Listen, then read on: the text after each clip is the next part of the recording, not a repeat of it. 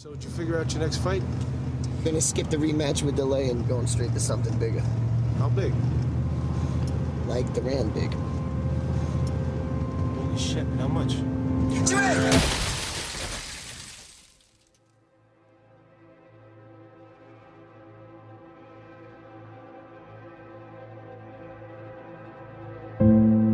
got to be able to take some disappointment in life too. Not always is everything gonna go well. So you just have to roll with the punches when adversity hits you.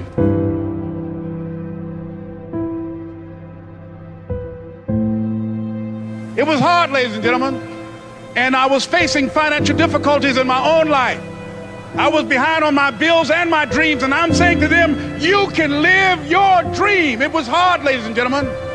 It was very difficult to pick myself up each day believing that I could do it. There were times that I doubted myself. I said, God, why is this happening to me? It was very hard. And here's what I want to say to you.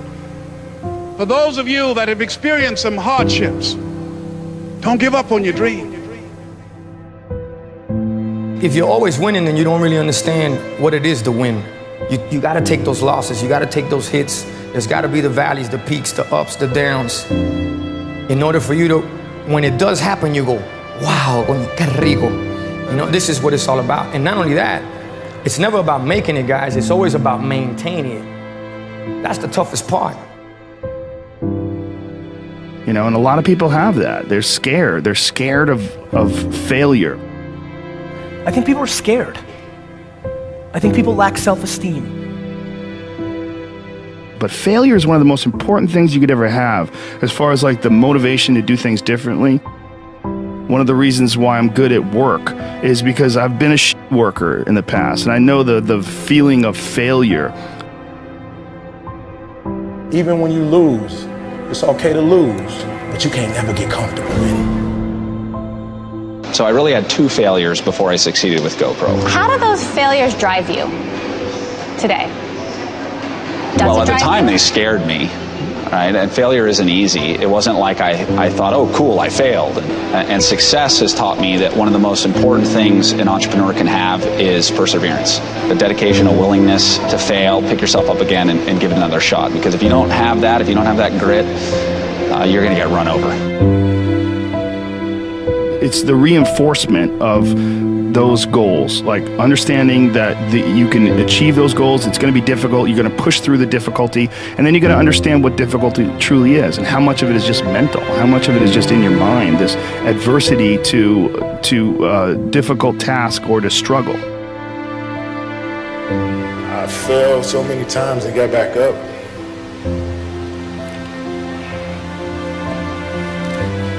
I've been through the toughest times with my family, but I'm still standing.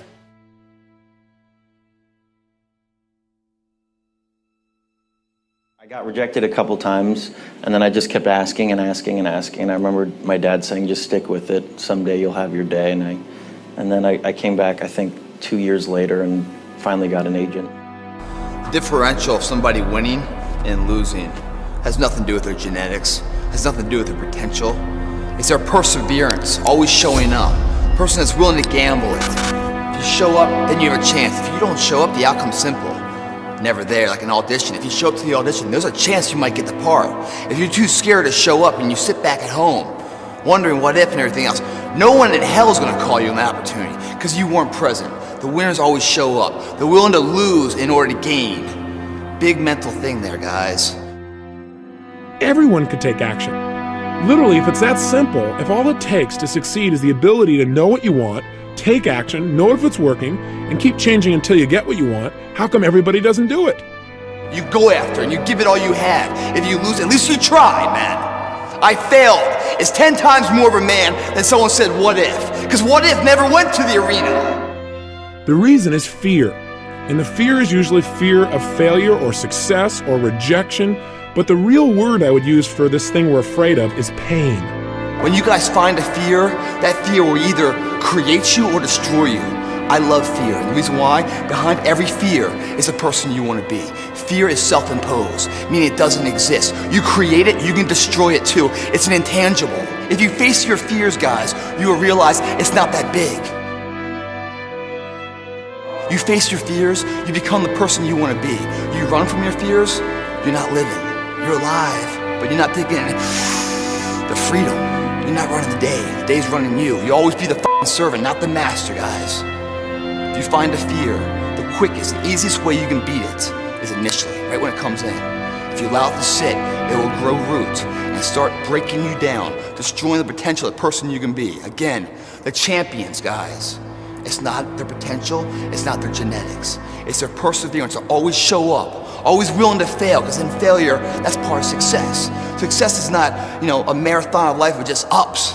Success is formulated through failures, through facing your fears, through falling down and getting back up. That's what creates the champion. Success does not define us. We define the success.